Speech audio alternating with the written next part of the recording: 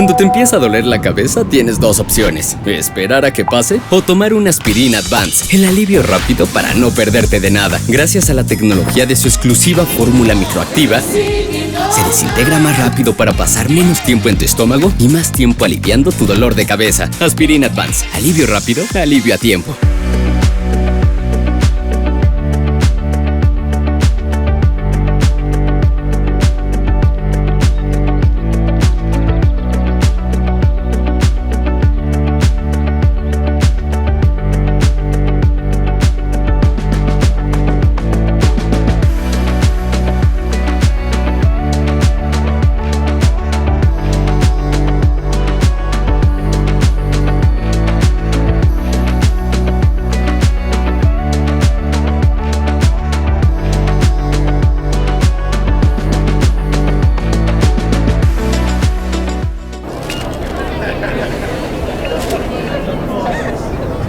No dejes pasar más tiempo para aliviar ese severo dolor de cabeza.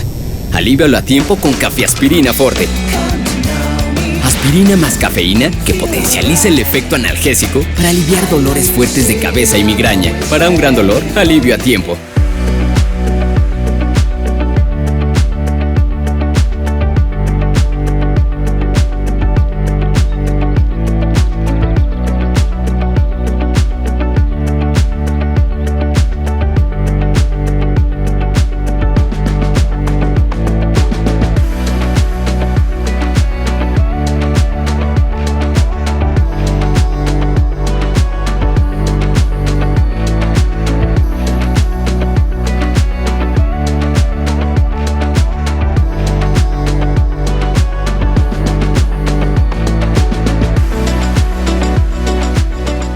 No existe en el mundo dolor más complicado, desesperante e importante que el dolor de cabeza, porque nuestra cabeza es todo.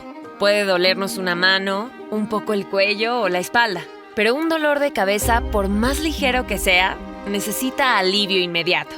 Y da la casualidad que ese dolor que tanto nos saca de balance es mucho más común en situaciones que de por sí ya son complicadas.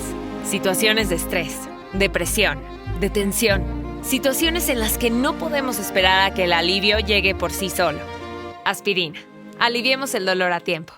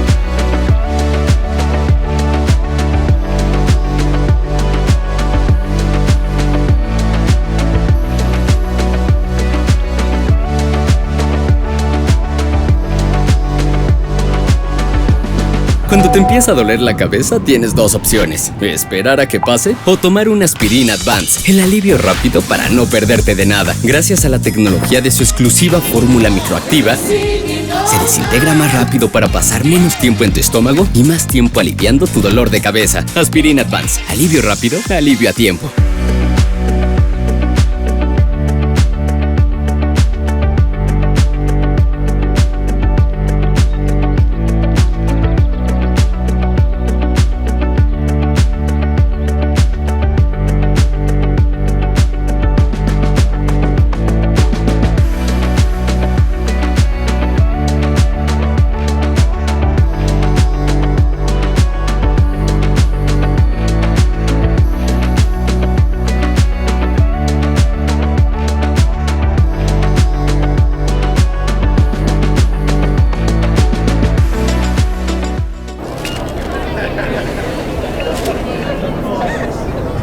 No dejes pasar más tiempo para aliviar ese severo dolor de cabeza. Alívialo a tiempo con Cafeaspirina Forte.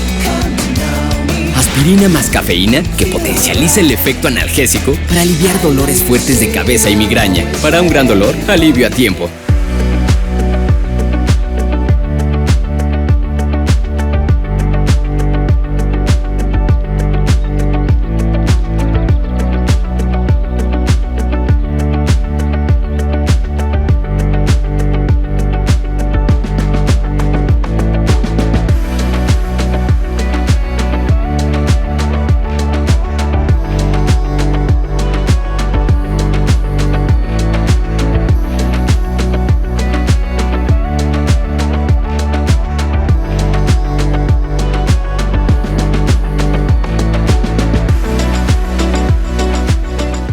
No existe en el mundo dolor más complicado, desesperante e importante que el dolor de cabeza, porque nuestra cabeza es todo. Puede dolernos una mano, un poco el cuello o la espalda, pero un dolor de cabeza, por más ligero que sea, necesita alivio inmediato. Y da la casualidad que ese dolor que tanto nos saca de balance es mucho más común en situaciones que de por sí ya son complicadas. Situaciones de estrés, depresión, de tensión. Situaciones en las que no podemos esperar a que el alivio llegue por sí solo. Aspirina. Aliviemos el dolor a tiempo.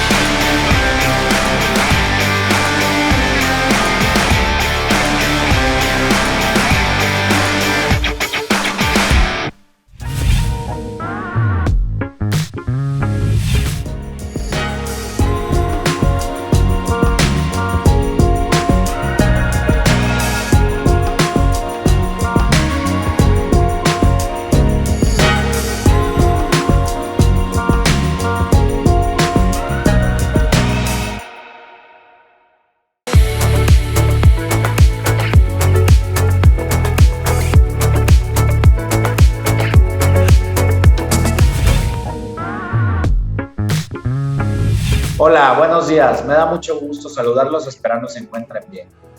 Llegó el gran día del evento del Grand Prix Aspirina. En esta hora compartiremos una serie de temas muy interesantes para todos ustedes. Mario Domínguez, piloto de NASCAR, quien nos compartirá la trayectoria de vida que se tiene en esta gran profesión. Fabián Girardelli, quien nos compartirá tendencias del mercado, el contexto actual y los retos en el futuro. Y también la doctora Rocío Guillén, algóloga y especialista en tratamiento del dolor, que nos hablará qué pasó durante el COVID, nuestra pandemia que tuvimos y qué nos espera en el futuro. Así que los invito a que se abrochen los cinturones y disfrutemos esta gran carrera.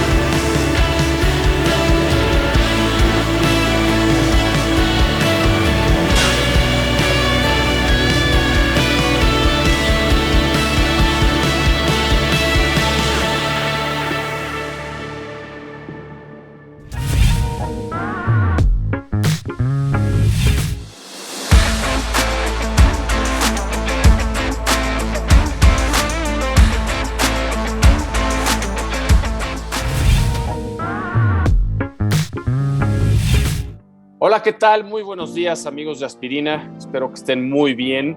Pues para mí es un honor, un gusto poder compartirles mis experiencias como piloto profesional. Yo soy Mario Domínguez y sobre todo que además pues es una marca que utilizo constantemente, ¿no? La verdad es que mi familia y yo pues me gusta mucho utilizar Aspirina. Entonces pues muchas gracias por haberme invitado a platicarles un poquito sobre mis experiencias como piloto, sobre lo difícil que ha sido salir adelante en esta carrera. Es complicado, definitivamente no es fácil poder llegar a ser corredor de autos, y mucha gente se pregunta, bueno, ¿cómo es que empezaste en las carreras, ¿no? O sea, no es un tema que vienes de familia de pilotos, tienes mucho dinero, etcétera.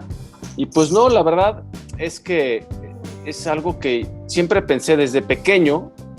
Siempre quise correr en algo rápido, siempre quise ir rápido en lo que sea. O sea, yo creo que tengo la gasolina en las venas y en la sangre, porque es algo que siempre luché por hacer bien. Y bueno, pues ahí empezó el primer problema de mi vida, ¿no? Esa perseverancia que desde chiquito tuve para salir adelante fue convencer a mi papá que me comprara un go-kart, porque a él ni le gustaba ni le interesaba, o sea, que yo corriera coches. Y fue una cosa de literal, a partir de los 7 años, llorarle todos los días le lloraba que quería que me comprara uno.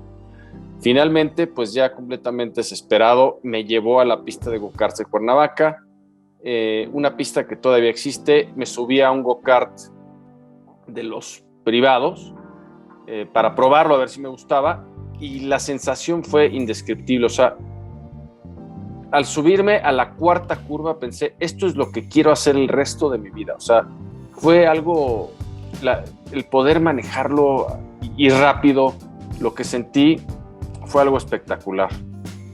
Y desde ese día comenzó pues mi gran lucha, ¿no? Por precisamente dedicarme a hacer eso el resto de mi vida, porque pues no es fácil. O sea, imagínense decir a los 10 años esto es lo que quiero hacer, y saber desde ese momento que si fracasaba pues no iba a poder hacer lo que más me gustaba.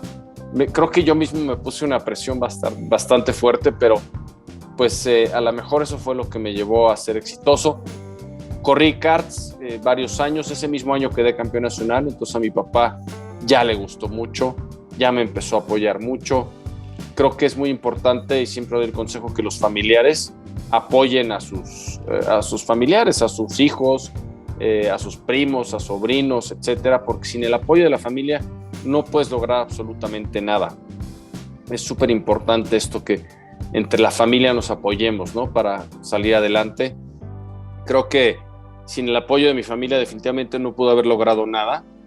Y pues ese apoyo que me dio mi padre, como él pudo, ¿no? Y con todo el esfuerzo y todo el cariño del mundo, pues sirvió para que corriera go-karts varios años, para que fuera campeón nacional varias veces en México, y también para ir a correr a Europa, en un campeonato del mundo en donde pues aprendí muchísimo, ¿no? Te das cuenta que el nivel que tienes no es nada cuando llegas a correr fuera de México. Yo en México la verdad es que era bastante bueno, nadie me ganaba en un go-kart, y cuando llegué a Europa a competir, pues me di cuenta que no era nadie. O sea, me rebasaban por la derecha, por la izquierda, por todos lados. Fue increíble.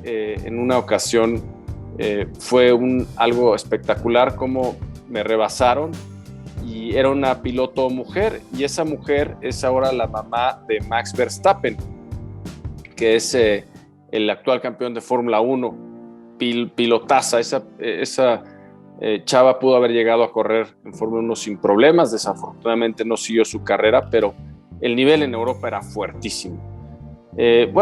A raíz de eso, pues seguí corriendo karts, quedé campeón, pero el principal problema sería cómo poder llegar a correr coches grandes. Ya había yo sido campeón de karts varias veces, y para poder llegar a correr coches grandes, pues bueno, es un tema muy diferente, ¿no? Ya a mi papá no le alcanza, obviamente, es mucho más caro, es un tema mucho más complicado y pues no sabía yo qué hacer. Obviamente pedía algunas oportunidades con equipos en México, pues nadie le interesaba nada, ¿no? Yo venía de correr go-karts, que no crean que son go-karts de los que se corren en la feria, son karts que andan a 200 kilómetros por hora, y pues todos los pilotos de Fórmula 1 de IndyCar actualmente compiten en ellos. Es tal la relación peso-potencia que te da, que es la mejor práctica, la más fuerte, la mayor fuerza, los mejores reflejos. Entonces es la mejor manera de entrenar y de estar al 100 cuando quieres estar corriendo Fórmula 1 o IndyCar. Pero bueno, un tío mío me recomendó que me tomara un curso para aprender a manejar autos Fórmula en Estados Unidos. Fui a tomar el curso, aprendí bastante y a final de año, para mi sorpresa, me llaman para seleccionarme a competir. Me dicen, va a haber una competencia donde seleccionamos a los mejores 80 pilotos de todo el año para que pues el que gane se va a ganar un patrocinio, una beca para correr todo el año en la Fórmula Mazda, una categoría ya relativamente importante en los Estados Unidos. Entonces, pues decidí ir para seguir fogueándome. No pensé que pudiera oportunidad de hacer nada, pero pues una vez que llegué ahí, me di cuenta que era una gran oportunidad para salir adelante. Me concentré al máximo, hice mi mejor esfuerzo y aunque nunca lo pensé, para mi sorpresa, gané la competencia. Entonces me gané una beca para correr todo el año en la Fórmula Mazda. Algo espectacular, increíble, porque fue un parteaguas en mi carrera donde pude dar el brinco hacia los autos Fórmula. Ese año que corrí Fórmula Mazda en Estados Unidos, también increíblemente quedé campeón de la categoría. Yo estaba bastante chico, tenía 17 años y ya con un campeonato pues importante bajo el cinturón y todo, pude conseguir patrocinio para correr una carrera de Indy Lights, que en aquel entonces era la antesala es todavía la antesala de la IndyCar, en donde pues tuve muy buen resultado, me fue muy bien, pero ya desafortunadamente no pude conseguir el patrocinio para seguir mi carrera, ¿no? Ahí es donde, pues a veces, siempre en la vida, como todo, pues te vas enfrentando obstáculos, te vas enfrentando momentos difíciles donde tienes que perseverar, tienes que trabajar con inteligencia y sobre todo nunca darse por vencido, ¿no? Que es el consejo que siempre le doy a todo mundo, que jamás se den por vencidos. Entonces regreso a México a pedir oportunidades. Aquí había buenas categorías, Fórmula 3, Fórmula 2, y aquí en las categorías de México pues nadie me daba oportunidades, ¿no? A pesar de yo ya llegar con un buen currículum encima, no había manera de lograrlo, no me daban las oportunidades. Entonces pues muy difícil, solo apoyaban a pilotos extranjeros o ya muy veteranos, difícilmente los jóvenes teníamos chance. Pero bueno, afortunadamente un equipo muy pequeño de Fórmula 3 que no podía pagar un piloto con mucha experiencia, me dio a mí la oportunidad y con ese pequeño equipo empecé a dar buenos resultados, a pesar de ser un equipo con poco dinero, con pocos mecánicos, en fin, era muy eficaz. Era un equipo que pues éramos muy eficaces al ganarle a equipos mucho más grandes con muchísimo más presupuesto, ¿no? Que nosotros y pilotos más experimentados de vez en cuando. Y poco a poco me fueron contratando mejores equipos a nivel nacional, donde fui dando mejores resultados, hasta donde llegó pues mi verdadera oportunidad, ¿no? Cuando el equipo en 1996, el equipo Herde es un equipo que tenía una verdadera escalera de pilotos para apoyar a los pilotos, a los talentos mexicanos, desde las categorías de abajo hasta la IndyCar. Ya estaba Michel Jourdain corriendo en IndyCar con ellos junto con Adrián Fernández. Ellos me contratan para correr en 96 y ahí me doy cuenta que esa era mi gran oportunidad, ¿no? Que era donde podía lograrlo, donde podía yo hacer algo. Y entonces pues salimos a darle con todo, salimos a dar nuestro mejor esfuerzo en esta categoría de la Fórmula 3000. Ese año pues tuvimos grandes resultados, quedé campeón con ellos después en Fórmula 3 mexicana. Eso valió para que me mandaran a correr a Indy Lights Estados Unidos. Y en Estados Unidos, pues bueno, fue algo increíble porque llegar a empezar a darme cuenta que empiezo a realizar mis sueños, llegar a mi primer carrera de Indy Lights en un óvalo en Miami y gané la carrera, fue algo espectacular. Y al ganar la carrera fue una gran manera de poderle pagar algo a un patrocinador que me había dado pues tanto apoyo y tanta confianza, ¿no? Porque también se gasta mucho dinero en desarrollar un piloto de carreras y poder haberle dado ese triunfo para mí fue muy importante, ¿no? Dar algo de regreso.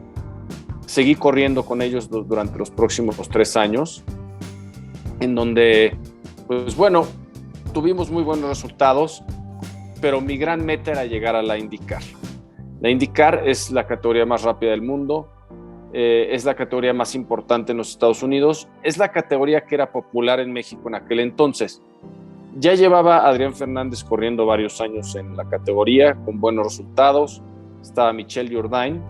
Eso desató que pues había mucho interés del público mexicano, las carreras salían en televisión nacional, mucha cobertura, y ese era pues el mejor escaparate para los patrocinadores en patrocinar ahí a los pilotos, y obviamente por la relación comercial con Estados Unidos funcionaba muy bien.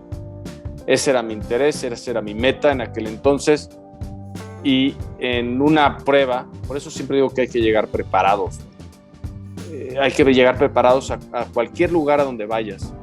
En una prueba en donde participé yo contra el piloto que tenían actualmente, pues fue algo muy difícil porque yo iba a correr un auto que tenía 1000 caballos de fuerza. En mi vida había subido un coche que tiene 1000 caballos de fuerza.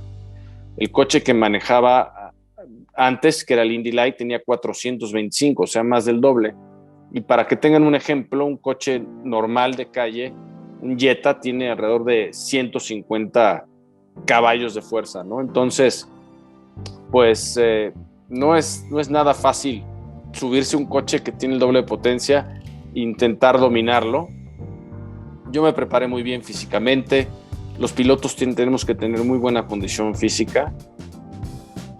Pues, sin embargo, un coche calle tienes nada que hacer, no vas al límite, no estás haciendo nada en donde tengas que literal esquivar cosas o manejar al límite todo el tiempo, sino vas simplemente es para llevarte de un lado a otro. Un coche de carreras, pues todo el tiempo trabajas al límite, entonces los brazos, la fuerza que tienes que tener es impresionante, la fuerza en la parte superior es impresionante, todo tiene que trabajar al máximo. Entonces la preparación de un corredor de autos es igual o más que la de un atleta de alto rendimiento, o sea, tenemos que estar al 100. Increíblemente llegué a esta prueba sin nada de experiencia.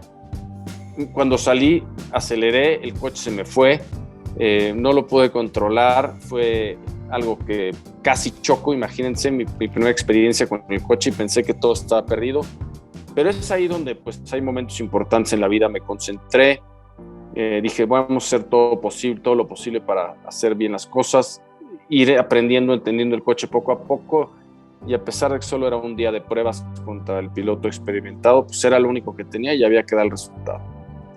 Para mi sorpresa, después de mucho trabajo al final del día y de mucha concentración, logré ser más rápido, y bueno, eso afortunadamente me valió para llegar a correr en la categoría pues más importante de los Estados Unidos en ese momento, más importante en México por la difusión que teníamos. Y el mismo año, el primer año que empecé en la categoría, que gané mi primer carrera en Australia, gané el Gran Premio de Australia y también quedé como novato del año. Entonces fue maravilloso para mí, para el equipo, que hubiéramos puesto el nombre de México en alto alrededor del mundo.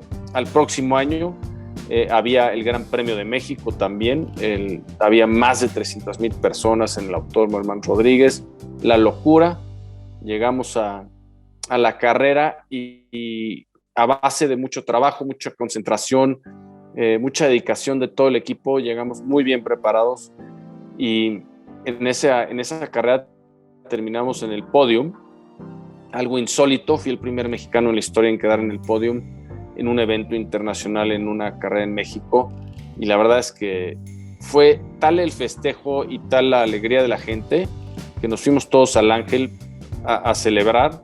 Bajaron mi coche, llevaron mi coche al Ángel, pusieron granaderos alrededor de Reforma y de la Diana, y bueno, pues fue espectacular la celebración.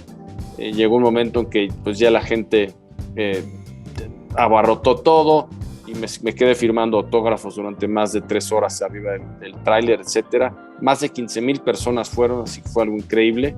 Al año siguiente, en el Gran Premio de Monterrey, en el Parque Fundidora, también quedé en el podio. Entonces fui el único mexicano en la historia de haber quedado en el podio en la categoría.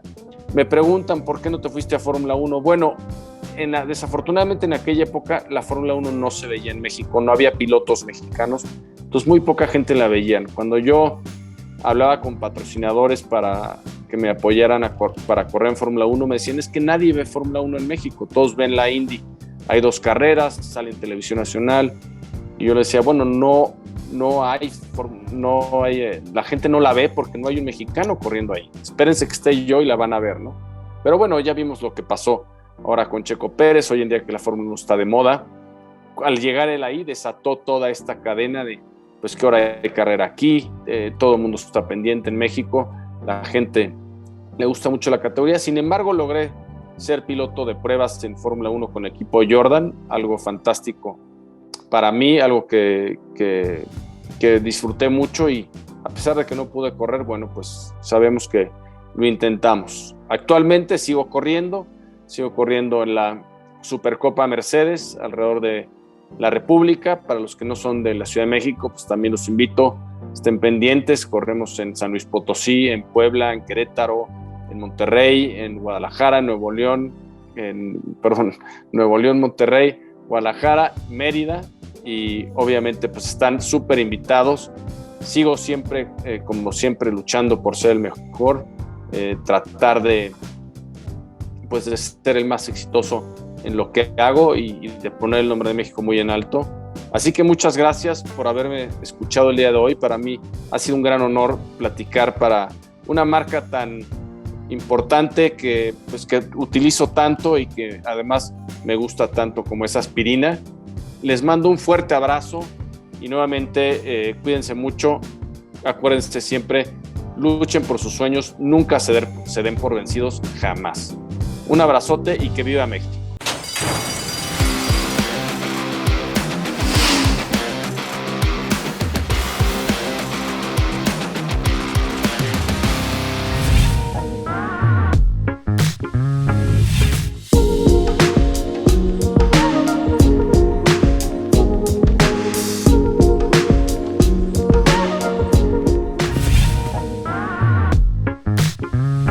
Bueno, buenos días a todos.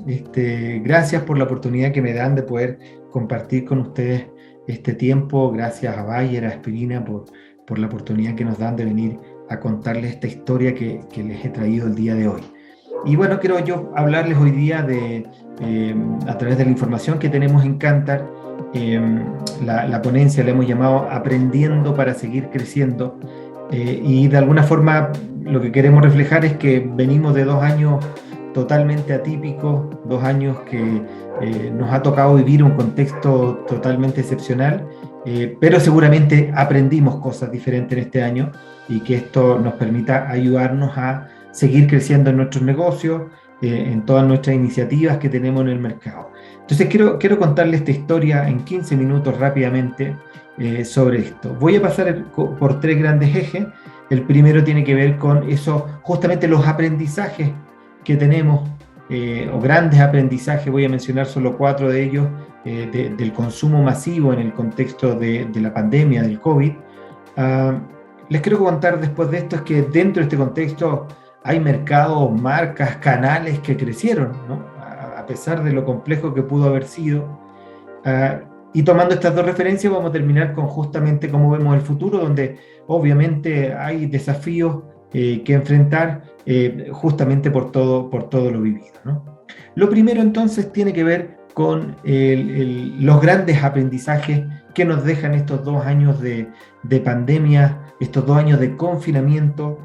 Para mí la palabra clave de todo esto es confinamiento, que es lo que vino a hacernos cambiar los hábitos de compra a cada uno de los mexicanos. Y bueno, 4 grandes aprendizajes. Podrían haber más, pero vamos a centrarnos en 4, ¿no?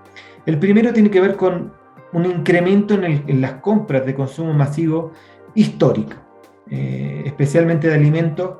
Fíjense que en el 2020, cuando la economía se nos cayó un 8.5%, la peor contracción en 90 años, el consumo masivo creció más de un 10% en el consumo de los hogares. Y esto es porque se trasladó compra y consumo de fuera del hogar hacia dentro del hogar, y también porque dentro del hogar consumimos más, ¿no? Segundo grande aprendizaje es que los productos premium, los productos de valor, mantuvieron bastante presencia. Es el 20% de todo el mercado, que uno podría pensar con la crisis que vivimos, con todo lo complejo que fue esta pandemia, este sector iba a perder relevancia. No, se ha mantenido bastante estable, y con muchas marcas incluso adentro creciendo. Tercero, hay un crecimiento del e-commerce histórico. Para nosotros hemos ganado 3 años de desarrollo en el e-commerce, en el caso de México, y ha sido realmente espectacular lo que ha pasado desde acá, ¿no? Y por último, un mayor foco en temas de salud y obviamente en el consumo de productos saludables. Nos dimos cuenta con el COVID que parece que mientras más sanos estábamos, mejor enfrentábamos la enfermedad, y por lo tanto hubo también una mayor conciencia en la gente para tener un mayor cuidado de su salud. Si tuviéramos que centrarnos en pocos aprendizajes, estos son de los más relevantes que obtuvimos, ¿no? Pero en este contexto, como les decía al inicio, que fue muy retador y que pasaron un montón de cosas detrás de los mercados, hay marcas y hay categorías que crecieron. Y esto es sumamente interesante de analizar, porque siendo un contexto tan retador en general para la industria, para el mercado, vemos cómo hay sectores que crecieron, y quiero hablar de eso. Primero, en términos de categoría, la verdad es que pasaron muchas cosas, solo aquí estoy mencionando algunas, que crecieron de manera significativa, tanto en el corto como en el largo plazo en esta pandemia. Unas quesos, por ejemplo, todo lo que tiene que ver con alimento para mascotas, las mascotas les fue increíble, analgésicos y antigripales, por mencionar algunas categorías, el mundo lácteos como crema de leche, un montón. ¿Qué es lo que pasó? Claro, se volcó mucho más a alimentación todo, hubo mucho más también hábito de cocina, se activó mucho más la cocina como un hábito en las casas en general. Cerveza, lo menciono acá, claro, como la gente no podía comprar cerveza fuera del hogar, invirtió mucha compra de cerveza para consumir dentro del hogar. Bueno, por lo tanto hay un montón de categorías que se activaron, no lo estoy aquí mencionando, pero todo lo que es alcohol también. Entonces hay muchas categorías que realmente se activaron, y hoy día el desafío y el gran desafío que tienen todas estas industrias es cómo mantener esos crecimientos en los próximos años, y ahí está el desafío, ¿no? Pero no solo las marcas, no solo las categorías crecieron, sino que las marcas. Fíjense que estas son las 10 marcas que más crecieron en la pandemia, en este periodo tan atípico, y crecieron en un indicador que nosotros le llamamos CRP o Consumer Reach Point, que en español combina cantidad de hogares compradores y frecuencia de viaje, ¿no? Cuántos hogares compran y qué tan seguido van a comprar me genera este indicador, pero de alguna forma me permite entender entonces las marcas que mejor les fue. Y estas son las 10 marcas que mejor les fue en el mercado mexicano de consumo masivo. Ustedes pueden ver marcas asociadas a alimentos, pueden ver marcas asociadas a limpieza, obviamente que fueron sectores que se movieron mucho, ¿no? Hay un poco de todo pétalo, recordemos en la crisis del papel higiénico, después la gente no encontraba por este boom de compra. Bueno, marcas que se pudieron reposicionar, ya sea por un cambio de hábitos tal cual de los hogares, como consecuencia del confinamiento, o por una buena acción de marketing. Por ejemplo, en el caso de Red Cola, mejoraron su distribución de manera significativa, especialmente en el Valle de México, y eso les permitió crecer. Pero a nivel nacional, estas son las 10 marcas que crecieron. Por lo tanto, hay marcas que en este contexto están logrando potenciarse y están logrando crecer. Pero no solo son las marcas, también vemos los canales. Ya les mencionaba el e-commerce como el canal que por lejos más creció. Aquí les estoy mostrando los datos de este último año. En el caso de e-commerce creció más de un 100%. Fíjense la penetración que llega a 20 puntos de penetración este año. Eso en español es el 20% de los hogares mexicanos compró algo de consumo masivo vía e-commerce. Este dato, por ejemplo, en 2018 ese 20 era 3%, para que entiendan el nivel de crecimiento que está teniendo. También pedido telefónico, que ahí entra para todos los canales, se activó muchísimo, que la gente pidiera y comprara por teléfono, creció 81%. La conveniencia de estos puntos de venta finalmente que lograron, la gente quería salir menos o cuidarse, bueno, la conveniencia para consumo del hogar también se activó y creció mucho. Clubes de compra, otro canal que se vio beneficiado porque de alguna forma al minuto de que la gente quería cuidarse, dijo, bueno, voy a hacer menos viaje de compra, pero comprar más por viaje. Y en esa ecuación de valor, los clubes de compra se ven claramente beneficiados, ¿no? Y la farmacia, obviamente, con este mayor foco en salud, con este mayor foco en el cuidado, compra de multivitamínicos, por ejemplo, un montón, las farmacias también se vieron potenciadas, ¿no? Entonces es muy claro cómo los canales también lograron hoy día reposicionarse, muchos de ellos, y ganar presencia en el mercado de cara a la situación que estuvimos viviendo, ¿no? Pero la gran pregunta que nos puede quedar en términos conceptuales, ¿cómo crezco, no? Entendiendo lo que ha pasado en estas categorías, en estas marcas, en estos canales. Bueno, cuando analizamos el crecimiento de las marcas, de los canales, conceptualmente hay dos grandes vías para crecer. Una es penetración. ¿Qué quiere decir eso? Llegar a un porcentaje mayor de hogares o un porcentaje mayor de individuos, a eso nos referimos. Mejorar la penetración, llegar a más gente, llegar a más casas con mi producto, como canal, atender a más hogares, por ejemplo, desde el punto de vista del canal. O fidelidad, y eso es que cada persona que visite mi canal, por ejemplo, invierta más dinero en mi canal. O sea, yo tengo dos grandes vías para crecer. O hago que más gente entre a mi punto de venta, que sería penetración, o hago que la misma gente que entre compre más, invierta más en mi punto de venta, ¿no? Si lo vemos desde el punto de vista de canal, ¿no? Entonces tenemos esos dos grandes caminos. ¿Qué es lo que dice la teoría? Y ya después de haber hecho muchos estudios sobre esto, porque la gran pregunta es, ¿qué es lo que me determina mayores crecimientos? Lo que vemos a nivel mundial, y este es un estudio que incluye muchas marcas a nivel mundial, es que lo que más determina nuestros crecimientos es penetración. Es decir, lo que más determina que yo crezca es que yo llegue a un porcentaje mayor de hogares como marca o como retailer, que más gente entre a mi punto de venta, que más gente entre a mi canal. Eso es lo que más determina los crecimientos de revenue o de volumen de las marcas. Por lo tanto, para nosotros la primera variable que debemos pensar, ¿cómo hago que más gente entre a mi punto de venta? O si eres marca, ¿cómo hago que más gente compre mi marca, ¿no? Eso es muy claro. Y lo vemos también a través de esta gráfica de una manera también más clara. Aquí tenemos las marcas que más crecen, por un lado de la gráfica, y las marcas de alguna forma que menos crecen o pierden. Fíjense que en la línea naranja tenemos la penetración, y después la línea azul ustedes pueden ver en la gráfica la frecuencia, los viajes de compra. En español, ¿qué es lo que nos dice? Que hay una mayor correlación en la penetración que en la frecuencia sobre los crecimientos. Es decir, las marcas que más crecen porque llegan a más gente.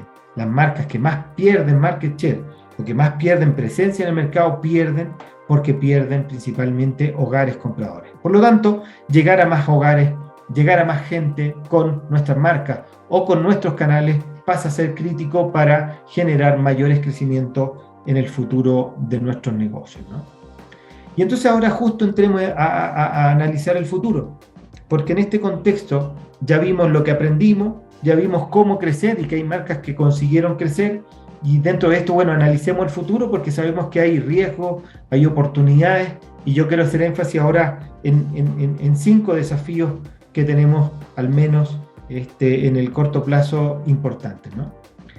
El primero de ellos tiene que ver con el crecimiento económico, que lo que vemos que estamos en un entorno de un crecimiento económico débil de nuestra economía o no estamos creciendo todo lo que necesitamos, ¿no?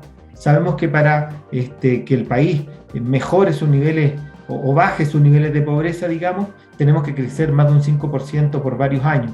Que lo que nos pasó este año es que crecimos un 5%, pero venimos de caer un 8.5% en el 2020. Y ahora todas las previsiones de crecimiento para México este año están siendo a la baja, en promedio diría un 2% para este año, ¿no? Por lo tanto, ese es un primer gran desafío, que estamos en un entorno con débil crecimiento. Segundo, hay nuevos hábitos de compra, hay nuevos hábitos de consumo, hay nuevos hábitos asociados a qué canal compro, a consecuencia de estos 2 años de confinamiento. ¿Dónde quedan estos hábitos? Entender esos hábitos, qué oportunidades me generan, qué riesgos me generan, es clave para nuestro negocio. No es fácil responder esto porque depende de cada canal, depende de cada categoría de la respuesta, pero es un elemento crítico a entender. Lo que sí les puedo asegurar 100% es que tuvimos cambios de hábitos, porque 2 años obligados a estar encerrados en casa, sin duda alguna, nos generaron o nos generan cambios de hábitos. Tercer gran desafío. Tenemos una presión de precio en los mercados. Hoy día vemos cómo la inflación está, cerramos la inflación del 2021 al nivel más alto en 21 años con un 7.36%. Y siguen los niveles altos de inflación. Y con el conflicto bélico que tuvimos, que estamos teniendo hoy día entre Rusia y Ucrania, ¿qué es lo que vemos? Que va a haber todavía una presión en los precios de insumos, de productos, de energéticos importante. Por lo tanto, el manejo de precios pasa a ser una variable crítica en nuestro negocio. Por lo tanto, todo lo que hagamos con ese manejo de precios es muy relevante y es un tremendo desafío. Aquí, obviamente, actividades promocionales que ustedes puedan activar en sus canales puede ser una vía que les ayude a enfrentar este entorno que claramente pasa a ser bastante retador. Cuarto desafío. Tenemos hoy día un México tal vez más polarizado que nunca, con una base de la pirámide muy golpeada. La Coneval habla de 10 millones más de pobres, habla el INEGI de 7 millones más de pobres, y recordemos cómo la inflación a los grupos que más afecta y que más golpea es justamente la base de la pirámide. Y por otro lado tenemos una clase media que en realidad tuvo bastantes ahorros en términos de movilidad, de viaje, de salir a comer, y por lo tanto es otra la realidad que está viviendo. Bueno, en ese contexto tenemos que ver cómo enfrentamos este mercado para poder surtir las necesidades de estos 2 Méxicos que de alguna forma están aquí jugando, ¿no? Y por último, claramente hoy día va a haber una mayor actividad, una mayor movilidad, y eso puede beneficiar a los canales de cercanía, a los canales de proximidad, al canal tradicional, a todos los puntos de venta, de alguna forma se verán beneficiados, activados por la mayor movilidad. Por lo tanto, es un momento que hoy día todos los retailers, todos los canales tienen que aprovechar. ¿Cómo saco el mejor provecho a esta mayor movilidad a mi favor en este contexto del mercado mexicano? Bueno, muchas gracias por el tiempo. Aquí termino mi ponencia. Espero que le haya parecido interesante todos estos puntos y bueno, con estos aprendizajes que podamos seguir creciendo. Muchas gracias.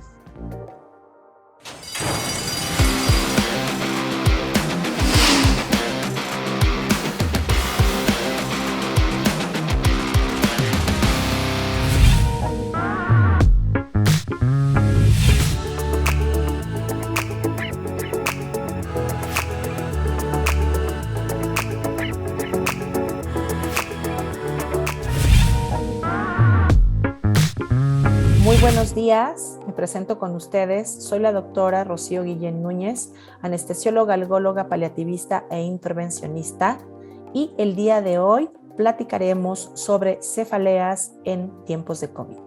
Y cuando nosotros hablamos de COVID, pues estamos hablando de una entidad patológica que realmente ha puesto de cabeza nuestro mundo y los sistemas de salud a nivel mundial. Cuando un paciente presenta un proceso infeccioso asociado al virus del SARS-CoV-2, puede tener una serie de respuestas que pueden tender, por supuesto, a la curación del proceso infeccioso en breves días o semanas, hasta un término denominado al día de hoy como long COVID. Así pues, dentro de la prevalencia de síntomas de un paciente que ha presentado un cuadro infeccioso de este tipo, podemos hablar que están divididos o clasificados de acuerdo a la afectación por aparatos y sistemas. Y dentro de ellos, la afectación general más frecuente es la astenia, es decir, la fatiga. Pero por supuesto que el dolor también es un síntoma remanente en los pacientes que presentaron un proceso de este tipo. Existen alteraciones a nivel gastrointestinal, a nivel respiratorio, a nivel cardiovascular. Y a nivel neurológico, la cefalea, en un aproximado de acuerdo a la casuística y de acuerdo a la publicación, que está alrededor de más o menos del 10 al 15% de las personas, 12 semanas después incluso de que remitió su proceso de infección.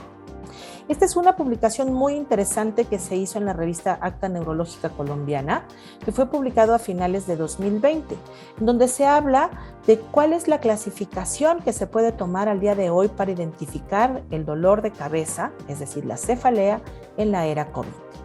Interesantemente, aquí dividen al dolor de cabeza o cefalea asociado al cuadro infeccioso, así como también a una cefalea tensional que no necesariamente va a estar relacionada con ningún proceso infeccioso en agudo, pero sí con el estrés que ha producido esta pandemia. Finalmente, incluyen a las cefaleas que el paciente ha presentado previamente a la pandemia y que se pueden haber exacerbado o que se han presentado de nuevo durante el transcurso de la misma. Interesantemente, aquí se hace mención de que para las cefaleas crónicas agudizadas, los esquemas de tratamiento serán los mismos. Para la cefalea asociada a COVID, se hace mención de que los antiinflamatorios no esteroideos, así como también la utilización de un esteroide en casos específicos, puede mejorar importantemente el cuadro de dolor de cabeza. Y para aquellos pacientes que tienen una cefalea tensional derivada del estrés y de una serie de factores que van a impactar para generar este cuadro de dolor, aun cuando no se tenga un proceso infeccioso de este tipo, se puede dar tratamiento con antiinflamatorios no esteroideos, así como también con medidas de índole no farmacológico e incluso manejo intervencionista de estos procesos de dolor de cabeza. Y bueno, esto es lo que hacíamos mención. Ustedes vean, se habla de la frecuencia de las cefaleas en urgencias y un comparativo entre los pacientes que desarrollan el proceso infeccioso respiratorio de inicio como tal contra aquellos pacientes que tienen dolor de cabeza y que no tienen un cuadro infeccioso agregado. La prevalencia en pacientes con un diagnóstico de infección por el virus del SARS-CoV-2 está alrededor como síntoma inicial del 6 al 10% de todo el global de pacientes diagnosticados. Sin embargo, esta tasa de prevalencia se incrementa en aquellos pacientes que tienen un diagnóstico positivo y que además de esto se encuentran en tratamiento a nivel intrahospitalario, incrementándose esta casuística hasta el 34%. Y aquellos pacientes que desgraciadamente tienen un diagnóstico de virus de infección del SARS-CoV-2 que tienen que ser manejados en la unidad de cuidados intensivos, el porcentaje está alrededor de hasta el 17%. Sin embargo, también tenemos al grupo de pacientes que presentan cefalea o dolor de cabeza y que no tienen un diagnóstico infeccioso de COVID. Y aquí las cefaleas primarias, así como también la cefalea por infección viral sistémica, que no es asociada al virus del SARS-CoV-2, son aquellas que presentan mayor prevalencia, así como las cefaleas por infección viral sistémica. Las recomendaciones para los tratamientos en escenarios de pacientes que tienen un diagnóstico de infección por COVID y que requieren manejo para este proceso de dolor, pues como ustedes pueden ver en esta tabla, se recomiendan diferentes grupos farmacológicos. Algo muy importante es identificar si los fármacos que estamos administrando o que queremos administrar pueden tener una interacción importante con los pacientes con los tratamientos que está recibiendo el paciente en ese momento. Paracetamol, pues puede ser indicado en muchos de los casos. Ácido acetil salicílico, incluso de acuerdo a una publicación hecha recientemente en la literatura, de cuál es el beneficio en la prescripción de ácido acetil salicílico como tal, como un fármaco multipropósito para prevenir eventos trombóticos, así como también para manejo del dolor, específicamente la cefalea, puede ser indicado. Sin embargo, cuando nosotros queremos indicarlo en el tiempo en el que se inició el manejo del paciente con COVID, que se les administraba hidroxicloroquina o cloroquina, que hoy sabemos que no brinda un beneficio adecuado, para ese momento la recomendación era que la combinación de ácido acetil salicílico en un paciente que recibía hidroxicloroquina debería de ser administrado con sumo cuidado.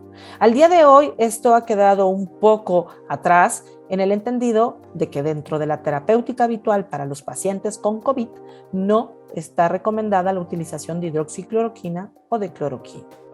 Y esta es otra publicación en donde se habla específicamente de la presentación de cefalea de forma persistente en pacientes que presentaron un proceso asociado al COVID-19. Aquí interesantemente se evaluaron una serie de pacientes, más o menos 900 pacientes con una media de edad de 51 años y que habían presentado un diagnóstico de COVID confirmado por una prueba de antígeno y una prueba de PCR. Este estudio evaluó a todos estos pacientes y les dio un seguimiento hasta por 9 meses. Aquí lo importante fue identificar que la mayoría de los pacientes posterior a que fueran dados de alta, ya sea a nivel domiciliario o a nivel hospitalario, por este diagnóstico de enfermedad infecciosa, referían o persistían con su dolor de cabeza hasta por 2 semanas. Sin embargo, hubieron pacientes que 12 semanas después del cuadro infeccioso aún seguían presentando dolor de cabeza en al menos el 10 al 12% de la muestra total de estos pacientes. Entonces, de acuerdo a una publicación hecha a finales del año pasado, se hace mención de cuál es el uso del ácido acetil salicílico en pacientes con COVID-19. Entonces aquí, interesantemente, se hablan de diferentes escenarios. Para el tratamiento específicamente a dosis bajas como preventivo de un proceso trombótico en un paciente con un diagnóstico de enfermedad infecciosa de COVID de forma activa, así como también para aquellos pacientes que presentan cefalea por diferentes causas. De acuerdo a esta publicación, se hace mención de que si bien aún falta mucho tiempo para ver el final de esta enfermedad, pues existen una serie de medidas, tanto de forma preventiva como de forma terapéutica y en el cuidado en el paciente con long COVID, que han mejorado la morbilidad de estos enfermos. Y cuando hablamos entonces de la clasificación de cefaleas de acuerdo a la Sociedad Internacional de Cefaleas, pues podemos hacer mención de que existen cefaleas primarias y secundarias. Las primarias, como su nombre lo indica, son aquellas que aparentemente no tienen otro agente causal más que la cefalea como tal. Y dentro de ellas tenemos a la migraña y también a la cefalea tensional. También existen las cefaleas o el dolor de cabeza que está asociado a otro proceso de tipo sistémico o a una afectación intracraneal. Finalmente, y se ha incluido de forma reciente los procesos de diagnóstico de dolor de cabeza o de cefaleas asociados a afectaciones de estructuras nerviosas, como pueden ser las neuropatías craneales, así como otros modelos de dolor craneofacial. Y cuando hablamos entonces de la cefalea tensional, que como ustedes pudieron observar, pues es una patología que se ha presentado de forma frecuente en estos tiempos de pandemia por COVID-19. Dentro de ellos, esta clasificación habla de una cefalea tensional aguda y modelos de dolor tensionales de tipo crónico.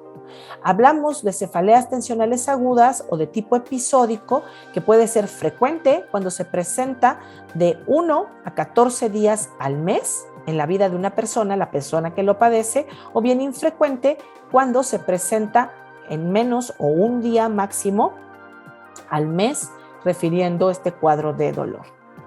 Es importante evaluar a los pacientes que tienen un proceso de cefalea o de dolor de cabeza. Y aquí debemos evaluar si existen otras alteraciones, además del dolor de cabeza. ¿Dónde duele? ¿Cómo duele? ¿Qué parte de la cabeza se afecta? ¿Cuál es su intensidad? ¿Existe asociado al dolor de cabeza o previo al dolor de cabeza esto de ver como lucecitas o escuchar como campanas, tener mareo, presentar náusea? Porque entonces aquí, con base en la historia clínica de nuestro paciente, nosotros podemos identificar si se trata realmente de una cefalea de carácter tensional o bien se trata de un proceso de tipo migrañoso. Y cuando hablamos de los esquemas terapéuticos, de cómo debemos tratar a una cefalea tensional, debemos de recordar que existen medidas de tipo no farmacológico o de medidas generales, así como también medidas que, por supuesto, incluyen grupos farmacológicos como los que ustedes ven en esta diapositiva. Dentro de las medidas generales o no farmacológicas, la actividad física puede mejorar la presentación o el número de episodios de cefalea tensional en un mes en la persona que lo padece. También los abordajes de medicina cognitivo-conductual, específicamente esta técnica que se llama técnica de biofeedback, en donde al paciente se le enseña una respiración diafragmática que pueda relajar sus grupos musculares, pues si nosotros pensamos que parte del dolor de cabeza cuando hablamos de cefalea tensional es porque se espasman los grupos musculares del macizo facial y de la cabeza, entonces con una relajación progresiva o una técnica de biofeedback, pues esta situación va a mejorar. Fisioterapia y acupuntura, así como punciones secas, son otra parte de las medidas de carácter no farmacológico.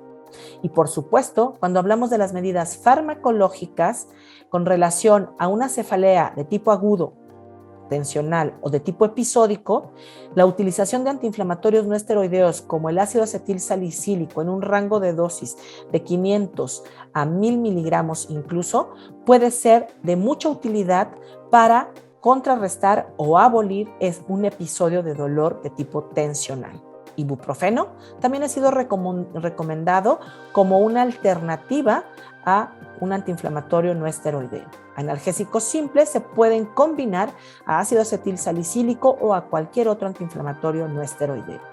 Algo muy importante es que la recomendación no incluye combinar dos antiinflamatorios, es decir, puedo elegir ácido acetil salicílico, puedo elegir ibuprofeno, puedo elegir naproxeno, pero no los puedo combinar, porque no voy a obtener una ventaja en el control del dolor, pero sí mayor probabilidad de eventos adversos como puede ser ardor del estómago o epigastralgia, náusea, etc.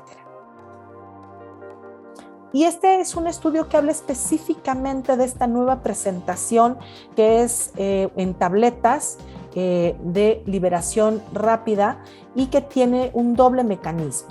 Este estudio evaluó en comparativa en vivo la desintegración y la absorción de dos fármacos que se utilizan mucho para la cefalea tensional, que son las tabletas de ácido acetil salicílico de aspirina de acción rápida comparada con las tabletas de ibuprofeno. De acuerdo a este estudio que fue evaluado a través de una farmacoescintigrafía, nosotros podemos identificar que la utilización de ácido acetil salicílico en esta nueva presentación denominada Advance brinda un inicio de acción rápido, pero también una dinámica distinta, brindando mayor protección a nivel gastrointestinal para la prevención de eventos adversos asociados a la utilización de la sal, con un nivel de efectividad adecuado para el tratamiento de procesos como puede ser la cefalea tensional. Finalmente, si todo esto no es suficiente, también debemos de pensar que existe una subpoblación de personas que aquejan de dolor de cabeza o de cefalea tensional que ya han pasado por medidas como la utilización de ácido acetil salicílico combinado o solo con paracetamol, así como también terapia de relajación, incluso terapia física de rehabilitación, y no mejoran, pues el manejo intervencionista percutáneo de este tipo de dolores de cabeza también puede funcionar de forma adecuada.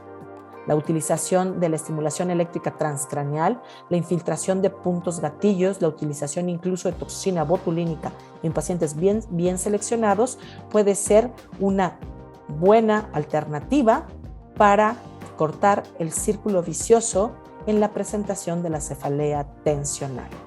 Esta es una recomendación sobre qué debemos de hacer cuando nuestro paciente queja de un modelo de dolor de tipo nociceptivo, dentro del cual podemos encuadrar a la cefalea tensional. También recordar que cuando estas cefaleas o estos dolores de cabeza se vuelven interrecurrentes o incluso tienden a la cronificación, la utilización de medidas no farmacológicas también van a brindar suficiente utilidad y eficacia en el control de estos escenarios de dolor.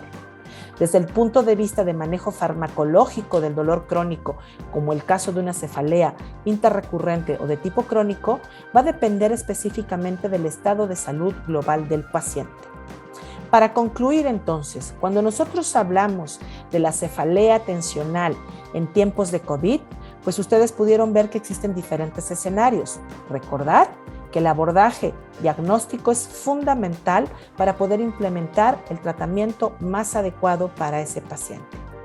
Existen medidas no farmacológicas y medidas farmacológicas, y dentro de ellas la utilización de ácido acetil salicílico en esta nueva presentación Advance puede ser un fármaco perfectamente bien indicado con un nivel de evidencia de recomendación A y con un excelente perfil de seguridad. Agradezco su atención y quedo muy atenta a sus comentarios.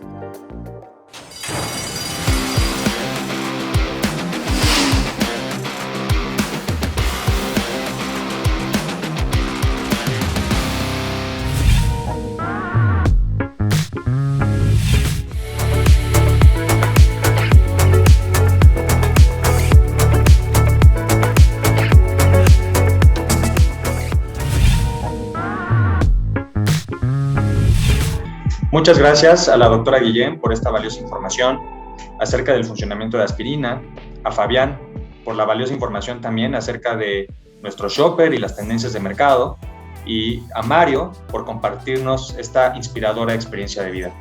Yo soy Leonardo Muñoz, el gerente de la marca para Aspirina en México, y quisiera agradecer antes que nada su presencia por haber participado en esta conferencia, por haber asistido a esta conferencia, que esperemos sea de utilidad en su día a día.